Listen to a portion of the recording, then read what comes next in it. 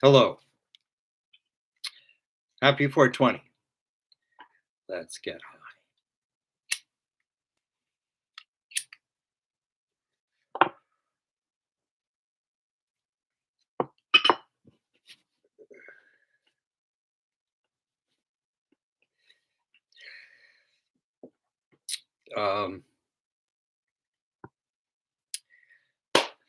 All right. If you have questions, I welcome your questions. In lieu of questions, shalom. In lieu of questions, let's put my glasses on here.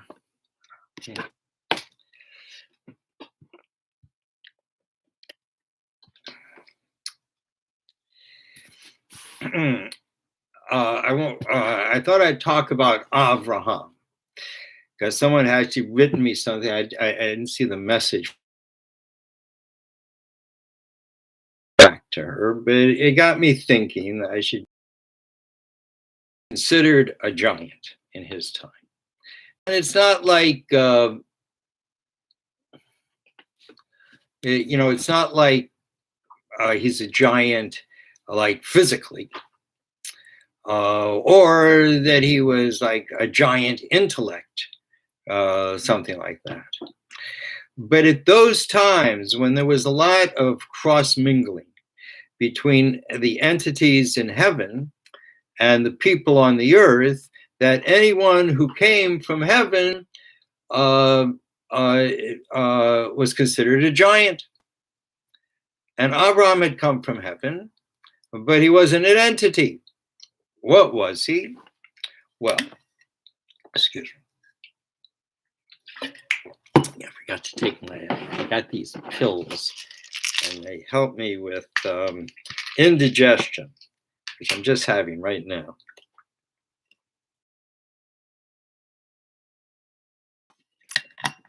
Sucks to talk when you have indigestion. Anyways, Abraham, everyone knows, it's written clearly, came to this earth in the year 2000. And where did he come from? He came from the Tower of Babel. Of course, academia and many religious people also think that the Tower of Babel was built in Iraq and by some very abnormally stupid people who found a plane, in other words, a wide space lower, than mountains, usually between mountains, where they could build their Tower of Babel and to reach up into the heavens. If you wanted to reach up to the heavens, you probably build it up on a tall mountain. And even more so, it says that God saw that these people could really accomplish what they wanted if they were allowed to carry on. So what did God do? So God knew the only way they could do this was through the language of creation. So God mixed up the language, broke the language, and the tower ceased. It didn't cease building. It didn't cease being. It only ceased building. As a result, the people who were left in the Tower of Babel, and it seems to me it held something like 100,000 people, maybe 144,000 people, so something like that. It held a lot of people, and they were at that point cut off from the earth. But because of the great achievement they had accomplished, that God decreed upon them they would never die. And they're still alive. And but Abraham, even though they invited him, come build with us the Tower of Babel, he refused, and he went off and he looked for God, and he found God, and God spoke to him and said, Abraham, I'm going to make I'm gonna bless the whole world through you. All you have to do is leave this place and come to our world. And it even says that Abraham, because of his nephew Lot, that he took with him, and Lot in Aramaic means to curse, to be cursed. And he had to go around the entire world before he could come to the land of Israel, to the promised land. Because Lot wanted to see the whole world. So there's many different descriptions like this would make it very obvious that they came from outside the world. And it's very obvious that the Tower of Babel is built on Mars. 20 years ago, 25 years ago, some kind of came out with this, the face of Mars. Someone shows me like a book. It's a big deal, that they had, shown that there was actually a face on Mars. And one of the things they said that they wanted to do was to go to Mars and put their head on Mars. And why did they want to do this? Because by doing that, they could rule the earth. Everyone wants to rule the earth. These were actually the first guys who wanted to rule the earth. Nimrod. He was the first dude to decide, if I get everyone together and lie to them, I can rule the world. And he would have, had not God intervened and mixed up the language so they could no longer speak to the angels, and the angels stopped building the tower. And there they were, stuck there. And it's interesting, at around this time, one of the most ancient grave sites, I guess, in the world is in Ur-Kasdim. That's the place where they say the Tower of Babel was built. And there's a certain amount of truth to that. And you can see that like 100 years ago, archaeologists started digging there, and they found a group of, I forget, it was 10, 20 people who seemed to be at a table, burning incense, having what to eat, people with harps in their arms, and they all suddenly died. Boom, like that. They without any, there's no poison. The way they were able to build the Tower of Babel was, first of all, from the four corners of the world. They were making like a ladder up into the heavens, but it was centered around this incense that they would build. And they were able to elevate it up into heaven. And with that, it was kind of like the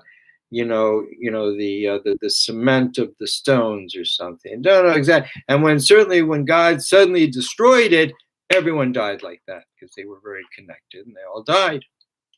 And that's why they'd say, oh, it was built there, but it wasn't built there. I mean, it's ridiculous. I mean, it was built on Mars.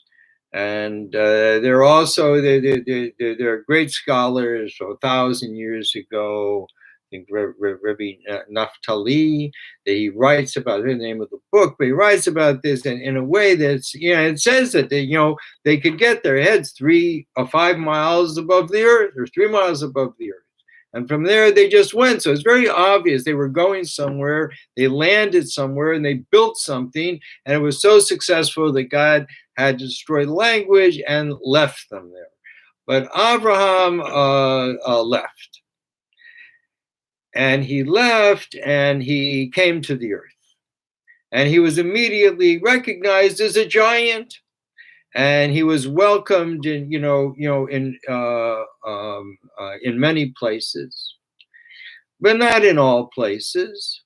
And but when things happened, so Abraham was there to deal with it. And at one point, like the 4 kings from the heavens came to do war with the 5 kings of Sodom and Gomorrah.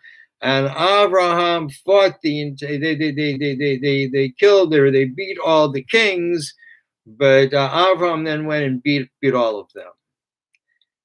He was a tough guy, Abraham, but he was a person just full of kindness. Didn't want to mess with him, but he was a person full of kindness. And he, one of the things that he would do, he was famous for doing, is he would go out into the desert and he would make a huge like kind of oasis and with lots of food, and people would come by and they were amazed, where'd all this come from? But Avram could sort of manifest this stuff, see, and he'd say, all right, I'm here to serve you, to feed you. Let me feed you. What's the question? Out in the middle of the desert, you got food, you got wine, you have all the good things. And at the end of the meal, so people ask, no, so how much is it? Avram says, you get a meal out in the middle of the desert, it'd be a lot of money. But I only want you to acknowledge that this food that you have eaten comes from the Creator. So some people said, it's all right. I acknowledge this food came from the Creator. People wouldn't do that. Didn't think the food came from the Creator. Thought that the Creator had created and then left creation. They refused. Creator's not here. Those, would have to pay a big price for their meal. That was Abraham's message to the world. That God did not create and then left, but God created and is here and loves every person in the world and is concerned about everything that happens in the world. And because that was, the problem back then, that was the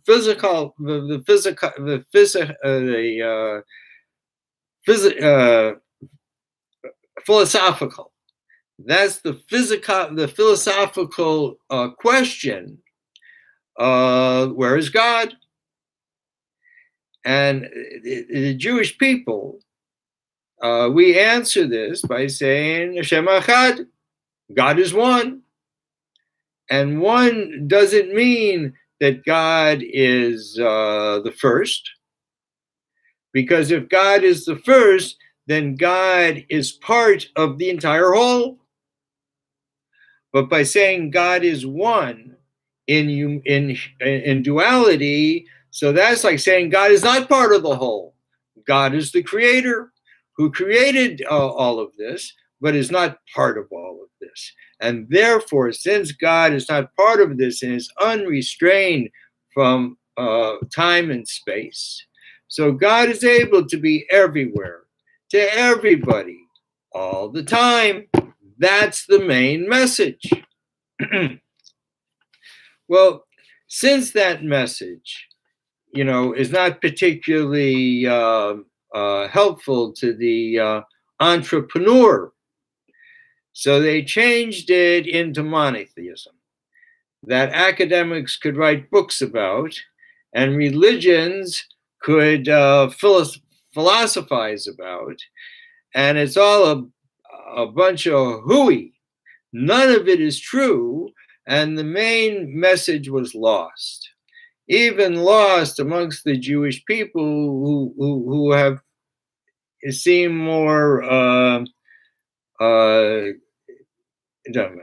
mean, they believe things, that the Christians believe. They've been persuaded into like religion. And there's no word in Hebrew for religion. There's no word in Sanskrit or Arabic, which is going back to Abraham, because Abraham, he, coming from the Tower of Babel, knew of the 22 movements of the mouth and was able to devise a language for each of his sons. And then at the end, he had 2 sons at the end and sent them off. He had 6 sons in the end and sent them off to the east without a name, and that is Sanskrit. And that's why Sanskrit has elements of Hebrew and Arabic in it. And this is the Indo-European language, and the father, where these language come from, where this language comes from, according to people who study languages, I forget what they're called. I want to say dietitians, but I know that's not right. Anyways, they're not really linguists either. Anyways, they're into what is the derivation of language, and they've come to the conclusion that the derivation of language of the Indo-European language is a small tribe of what they call Hurrians. that they really don't know anything about. But they got it a little bit off. It's not Hurrians, it's Urians. So because Abraham came from Ur Kasdim, this is also what the Tower of Babel was called. It was called Ur Kasdim, and because Ur means light. And there was not so much light, it was fire, that they couldn't stand out of the Tower of Babel or they would burn. And actually, when the king Nimrod got pissed at Abraham, he tried to throw him out there. And he says, let your guys save you from this. So threw him out there, and God saved him. So Abraham had two brothers, Haran and Nahar. And Nahar said, Abraham, you're nuts, man. And even after he was saved, he wasn't interested in whatever Abraham was doing. But Haran, whose son was Lot, that's how Abraham got Lot, he thought, if Abraham burns up, I'm for Nimrod. If Abraham is saved, I'm for Abraham. So Abraham was saved. So he asked Nahar, who are you for? He said, I'm for Nimrod. And they asked Haran, who are you for? He says, I'm for Abraham. So they threw him out and he burned up. And that's what caused actually Abraham's father to say, we got to get out of here. And they went somewhere. And then from there, Abraham was told to come to the earth. They actually went to the moon. Because that's called Haran. What was his name? His name was also Haran. Anyways, it means throat. Anyways, so Avram had these abilities, and with this ability of language, was able to be written the Torah, the Quran, and the Vedas. And because Abraham was a very special individual who came out of heaven, and he had this power, and through these three languages is how the world was blessed. Because the Torah and the Quran are prophecy, and the Vedas, though they're not prophecy, they're just full of Abrahamic knowledge. And one who reads the Vedas, and particularly the Aryan Vedas, you have that thing of Ur again in Iran. And there was the children of Abraham who went to Iran and set themselves up and pushed out the who are they? I can't think of their names either, but they're up in the north of Iraq, and they're always fighting with the Turks. So it's all, and it's a shame, that these people, that the Middle Eastern people, the Arabs, the Jews, the Iranians, and the Indians, they went to India and set themselves up as Brahmins from Abraham and wrote the Vedas. And Abraham was a very simple man. He just wanted to do kindness, because he understood that the entirety of creation is kindness from God. Like someone wrote to me, dialections. Oh, so it was like dialections. That's right, dialections. Very nice.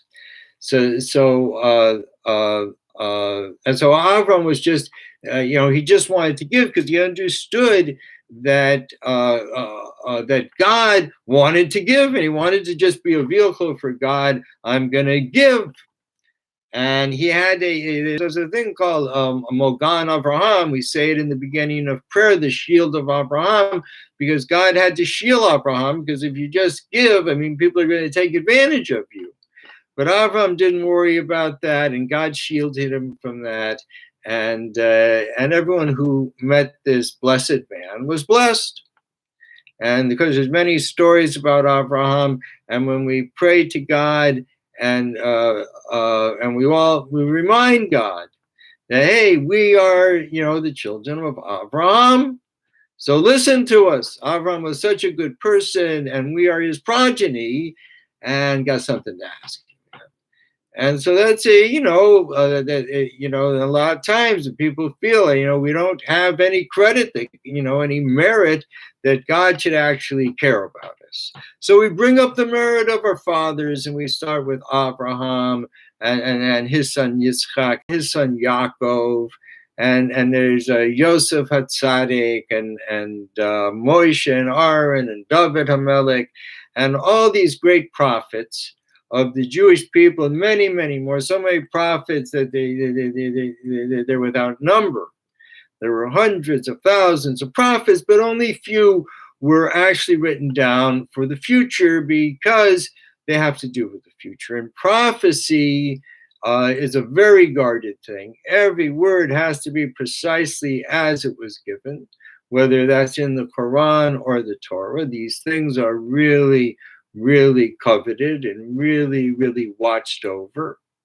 And, as I've mentioned before, there is actually one word in the Torah that we don't know the proper way to say it, that we've lost the, the oral tradition of the sound. No, that's not true. We didn't lose the oral tradition of that sound. That's not a big deal for us. It is for the Quran, because Muhammad had to, spoke the Quran. Moshe wrote the Quran, so every letter has to be exact. Right? By the Quran, every sound has to be exact. But in the Torah, every letter has to be exact. And there's one letter, one word, daka, that we've lost the tradition for, and we don't know if it's written with a hey or an aleph. Doesn't change the sound, doesn't change the meaning, but it changes the number value of the entire Torah. And in the Quran, it chastises the Jewish people for this, saying, "You dared to change the word." And see, it's prophecy is a funny thing, because often it's said in ways that can have double meanings. And many Arabs take that to mean that we actually changed the whole Torah, and therefore we can't trust the Torah anymore, and the only trusted prophecy is the Quran. And things like this really, cause division and war between people. And as a result of that, the Jews say about the Quran terrible things. And so now you got each people, your two brothers, talking really bad about the other one's prophecy. And I've just heard horrible things from both sides. And I know that both are wrong, that we are both children of Abraham, and very beloved children of Abraham. Abraham didn't love one above the other, loved both of his children, and gave to them a treasure. Because at that time, after the Tower of Babel, it had already been, the Tower of Babel was destroyed in 1998. Abraham came to this world, left the Tower of Babel in the year 2000. I think it was 52, and came to this world at 75. And started a new era, the 2,000 years of teaching. And which ended after the destruction of the temple.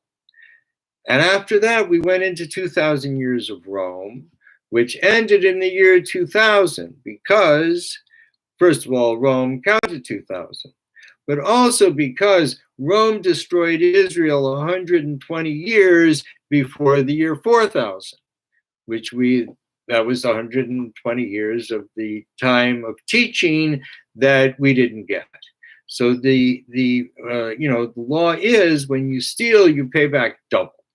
So since Rome stole 120 years from us, therefore they paid back 240 years by counting the year 2000, 240 years before the end of the 6,000 years, beginning the 1,000 years of woman and the 1,000 years of peace. Hallelujah, man. And all of the histories of our people, and how all this knowledge has gone throughout the world. And really, and in this way, the world has been blessed by Abraham. And whether we're from the actual progeny of Abraham, or whether we connect to the person Abraham, we don't pray to people or to souls, but we certainly connect to them, and the things they taught. And Abraham was just a very simple man who just like really, well, I shouldn't say he was simple. He was simple in the sense that he was just a purely kind human being. And he saw the world out of kindness and out of love. And this is really what has covered the world, you know. And it's like, you know, they keep trying to pave it over, you know, with, you know, silver and gold.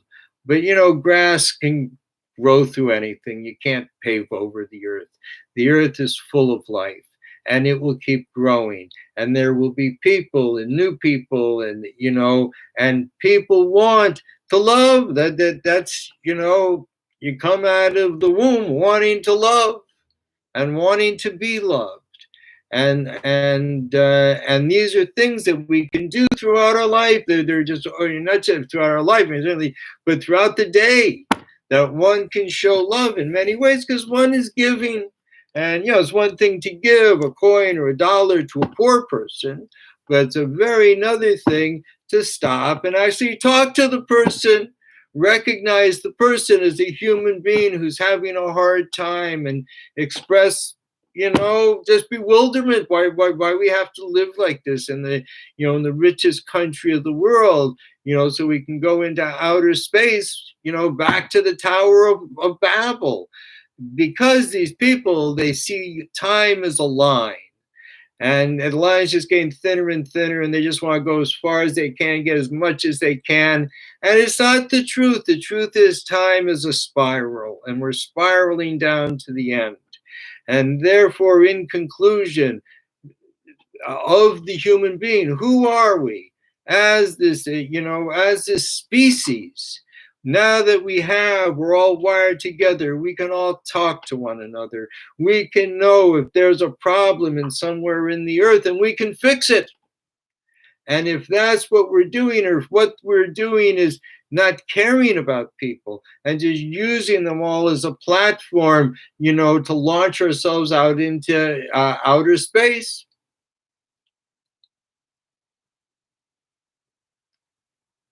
Someone wrote to me that commiseration is a comfort sometimes. Well, I think that's true, you know, and it's true that we commiserate with one another, and that we say the way that we feel and recognize we all feel the same way. And that's what makes change. And it's changing on our country because of diversity, you know, that, and one thing it says in the Torah is that, you know, one color is not beautiful. Many colors are beautiful. And in the same way, every person is like a different color, because we all resonate sort of at a different vibration. You know, you meet some people you've kind of vibe with, but it's not the same vibration. I mean, even snowflakes, and none of them have the same geometry. Certainly human beings, we all vibrated a different way. We're all really a different color. There's just many hues of major colors. And just like in the rainbow, there's these major hues, but there's all this differentiation. And that's what's beautiful. All right. Good for today. Thank you for tuning in. Better than tuning out. And don't forget to go to my website, dovidhouse.com, and purchase my book, Sex, A Metaphor to History, Trump, 777, and the 1,000 Years of Woman. And a very inspiring, really unique, revolutionary book. I also have a course there for those who are interested in learning about the Tree of Life. Try my course, Kabbalistic Tarot. And with that, I will say, see you later, man. stay high, be happy, be joyful, because God is here everywhere, all the time, to all of us.